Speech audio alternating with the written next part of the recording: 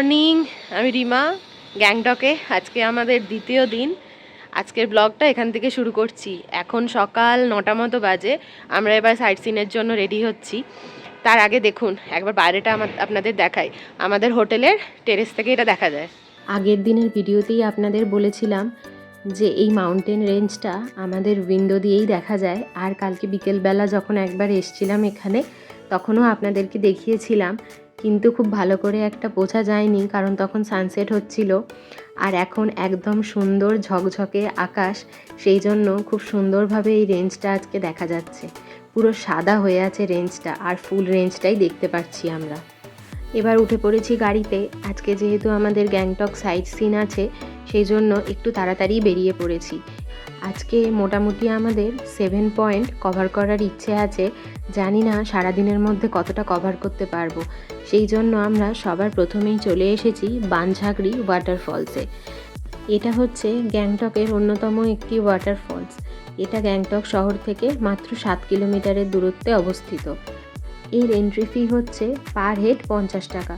প্রথমে এসেই আমরা টিকিট কেটে নিয়েছিলাম, তারপরে হাঁটতে শুরু করেছি পার্কের ভেতর দিকে যাওয়ার জন্য। এখানের পরিবেশটা ভীষণ সুন্দর, তার সাথে চারিদিকটা একদম পুরো সবুজ হয়ে আছে, প্রচুর গাছগাছালি আছে, আর তার সাথে এই সুন্দর একটা ঝর্ণা। আজকে সকালবেলা আমরা যখন বেরিয়েছিলাম তখন ওয়েদারটা কিন্তু বেশ অন্যরকমই ছিল। বেশ ভালো রোদও উঠেছিল, আর তার সাথে প্রচুর হাওয়াও দিচ্ছিল। কিন্তু এই পার্কে আসার পরে দেখছি খুব একটা রোদ এখানে নেই, আর পরিবেশটা একটু স্যাঁতস্যাঁতে। এই ওয়াটারফলসটার সামনে কিন্তু বেশ কয়েক রকমের অ্যাক্টিভিটিরও ব্যবস্থা ছিল। অনেকে দেখলাম সেই অ্যাক্টিভিটিগুলো করছেনও, কিন্তু আমাদের আর সাহস হয়নি এই ধরনের অ্যাক্টিভিটিগুলো করার। তাই আমি আর হাজব্যান্ড দুজনে মিলে বেশ খানিকক্ষণ দেখলাম, আর ভাবলাম করব কি করব না। তারপরে দুজনেই ডিসাইড করলাম, না থাক, এত রিস্ক নিয়ে লাভ নেই, আগে কখনো করিনি, তাহলে না করাই ভালো। বলতে বলতে আমরা এগিয়ে গেলাম এই ফলসের দিকে।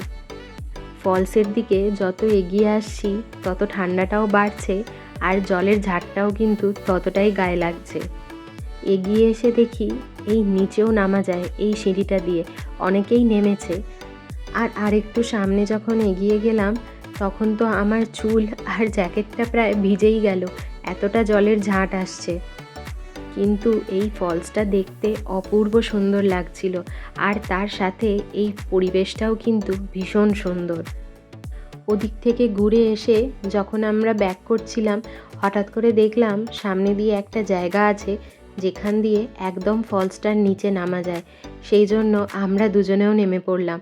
দেখলাম এখানে অনেকে কিন্তু বেশ সুন্দর সুন্দর ফটোশ্যুট করছে।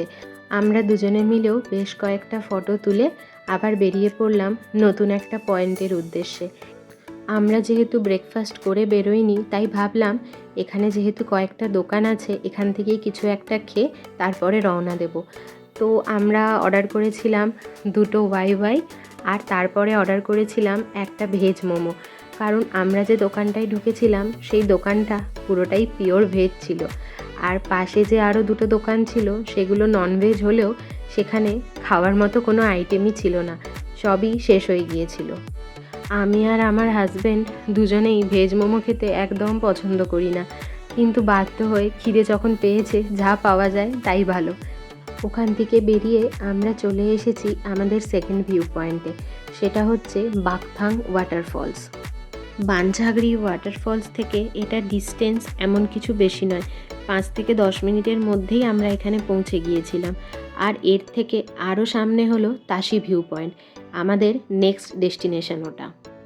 এই ওয়াটারফলসটাও কিন্তু ভীষণ সুন্দর। আর এখানে জানেন তো, সবাই লোকাল ড্রেস পরে ফটোশ্যুট করছে। এখানকার লোকাল ড্রেস এখানে ভাড়া পাওয়া যায়।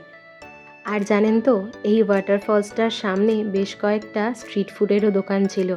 আমরা ব্রেকফাস্ট করে এলেও এখানে টাইফুটা দেখে আর লোভ সামলাতে পারিনি। দুজনে মিলে একটা টাইফু নিয়ে শেয়ার করে খেয়েছি। দুর্দান্ত খেতে টাইফুটা, ভেতরে ডিম আর চিকেনে পুরো ভর্তি। এই টাইফুটার দাম নিয়েছে 40 টাকা। তাসি ভিউ পয়েন্ট যাওয়ার আগে রাস্তায় এই মনেস্ট্রিটা পড়েছিল, সেই জন্য ড্রাইভার দাদা বললেন আগে মনেস্ট্রিটা ঘুরে নিই, তারপরে তাসি ভিউ পয়েন্ট যাব। এই মনেস্ট্রিটার নাম হচ্ছে গঞ্জাং মনেস্ট্রি। আই থিঙ্ক আমি প্রোনাউন্সিয়েশনটা খুব একটা ভুল করিনি। এই মনেস্ট্রিতে ঢোকার মুখেই মনেস্ট্রির যে গেট আছে ওখানেই আছে টিকিট কাউন্টার। ওখানে 20 টাকা করে পার হেড টিকিট কেটে তারপরে আমরা ভেতরে চলে এসেছি। এই জায়গাটা ভীষণই শান্ত, আর তার সাথে এখানকার সিনিক বিউটিটাও অসাধারণ। অনেকেই হয়তো শুনলে অবাক হবেন, কিন্তু এটাই সত্যি যে আমি লাইফে এই প্রথমবার কোনো মনেস্ট্রিতে ঢুকলাম। ভেতরটা এতটাই শান্ত আর সুন্দর পরিবেশ যে এখান থেকে বেরোতেই আর ইচ্ছে করছিল না। এই মনেস্ট্রিতে বেশ খানিকক্ষণ ঘুরে অনেক ফটো তুলে এরপরে আমরা চলে এসেছি তাশি ভিউ পয়েন্টে। এটা হলো গ্যাংটকের ফেমাস একটা ভিউ পয়েন্ট। এই ভিউ পয়েন্টটা সানসেট আর সানরাইজের জন্যই ফেমাস, কিন্তু এখানে আসার পরে দেখলাম এতটাই গাছে ভর্তি যে ঠিক করে মাউন্টেন রেঞ্জটাই আমরা দেখতে পারছি না। আজকের আকাশটা যেহেতু বেশ পরিষ্কার, কোনো মেঘ নেই, তাই রেঞ্জটা ভালোই দেখা যাওয়ার কথা, কিন্তু যেহেতু এতই গাছে ঢাকা সেই জন্য আমরা খানিকটা নিচে নেমে আসার পর রেঞ্জটা বেশ ভালোভাবেই দেখতে পেলাম। তবে এখানে আরও একটা টাওয়ার আছে তাশি ভিউ পয়েন্টে, যেখানে টিকিট কেটে ওপরে উঠলে ওখান থেকে এই রেঞ্জটা আরও ভালোভাবে দেখা যায়, কিন্তু আমরা আর ওদিকে যাইনি কারণ এটা আমাদের হোটেলের টেরেস থেকে আরও পরিষ্কার দেখা যাচ্ছে।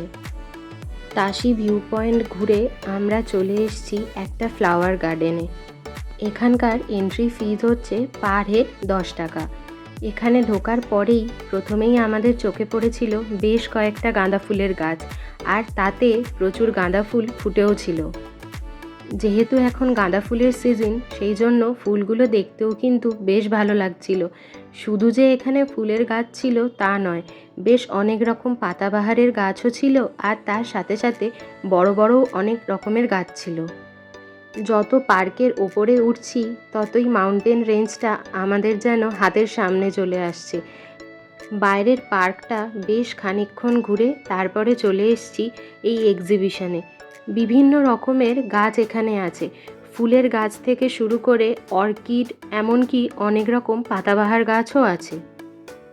বাইরের পার্কটা পুরোটা ঘুরতেই আমাদের প্রায় 20 মিনিট মতো সময় লেগে গিয়েছে, আর এতটাই রোদ উঠেছে এই সময় যে আমাদের জ্যাকেটটাও গা থেকে খুলে ফেলতে হয়েছে, ভীষণ গরমও লাগছিল। গ্যাংটকে সকালবেলা গরম লাগলে কি হবে, রাত্রেবেলা ঠিক তার বিপরীত, বহু গুণ বেশি ঠান্ডা লাগে রাত্রেবেলা। জ্যাকেট খুলে ফেললে কি হবে, এখানকার ওয়েদারটা এতটাই সুন্দর যে আমাদের ভালোই লাগছিল ঘুরতে, আর আকাশে এক ফোঁটাও মেঘ ছিল না। ডিসেম্বরে আসলে কিন্তু এটাই একটা সুবিধা, একদম পরিষ্কার ঝকঝকে আকাশ, তার সাথে পরিষ্কার মাউন্টেন ভিউ।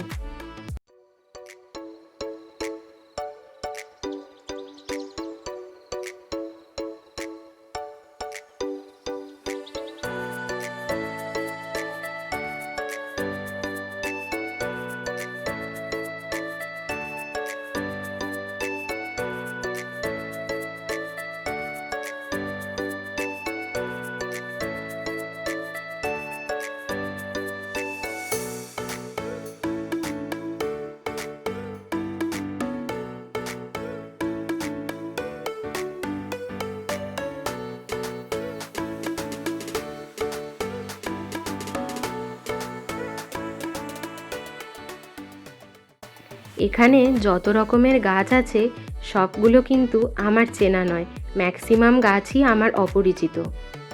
বেশিরভাগ গাছেই খুব সুন্দর সুন্দর কালারফুল ফুল ফুটেছিল, যতগুলো পারলাম আপনাদের সামনে তুলে ধরলাম।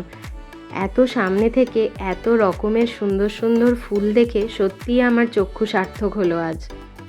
এত রকমের ফুল আগে কখনো আমি একসাথে দেখিনি। এখান থেকে বেরিয়ে আমরা চলে গিয়েছিলাম গণেশটকে, কিন্তু জানেন তো ওখানে সিঁড়িতে এতটাই ভিড় ছিল যে আমরা আর গাড়ির থেকে নেবে গণেশটকের উদ্দেশ্যে যাইনি, সোজা চলে এসেছি হনুমানটকে। এই হনুমানটকের উচ্চতা জানেন তো 7200 ফিট, সব থেকে উঁচুতে অবস্থিত এটা। যখন রাস্তা দিয়ে উঠি এতটাই রাস্তাটা চড়াই যে আমাদের রীতিমতো ভয় করছিল। এই হনুমানটক গ্যাংটক টাউন থেকে 11 কিলোমিটার দূরত্বে অবস্থিত। আমরা হনুমানটকে যাওয়ার জন্য যে রাস্তাটা নিয়েছিলাম তার ঠিক ডান দিকের রাস্তা দিয়ে চলে যাচ্ছে নাথুলা পাস। এটা যেহেতু হনুমানজির মন্দির, সেই জন্য আমরা একদম নিচে জুতো খুলে তারপর সিঁড়ি দিয়ে উঠে সোজা মন্দিরে চলে এসেছি। আমরা যেহেতু সমতল ভূমির মানুষ, সেই জন্য গ্যাংটকের বাকি পয়েন্টগুলো আমাদের ঘুরতে কোনো অসুবিধা না হলেও এই হনুমানটকে উঠতে কিন্তু বেশ অসুবিধা হয়েছে। এখান থেকেও দুর্দান্ত সিনিক বিউটি উপভোগ করে আমরা এবার চলে এসেছি রোপওয়েতে। এই রোপওয়েতে ওঠার ফেয়ার হচ্ছে 120 টাকা পার হেড। এটা এমজি মার্গের একদম সামনেই অবস্থিত। প্রত্যেকটা কেবল কার জানেন তো, পুরো গ্লাসের। এই কেবল কার 24 জন করে প্যাসেঞ্জার ক্যারি করতে পারে আর একেবারে 2 কিলোমিটার ডিস্টেন্স কভার করে। পুরো জার্নিটাতে সময় লাগে 15 থেকে 20 মিনিট। বেশ কয়েক বছর আগে একটা অ্যাক্সিডেন্টের কারণে শুনেছিলাম এই কেবল কার বন্ধ হয়ে গেছে, কিন্তু ফরচুনেটলি আমরা এবারে গিয়ে কেবল কারটা পেয়েছি, তাই আমরা দুজনেও উঠে পড়েছি এই কেবল কারে সিনিক বিউটিটা উপভোগ করার জন্য। এই কেবল কার থেকে পুরো গ্যাংটক শহরটাকে কীরকম লাগছে আপনারা একবার দেখুন। আমি যেহেতু এই প্রথমবার কেবল কারে উঠেছি, সেই জন্য আমার কাছে এই জার্নিটা কিন্তু বেশ স্পেশাল, আর তার সাথে এই ভিউটাও কিন্তু দুর্দান্ত।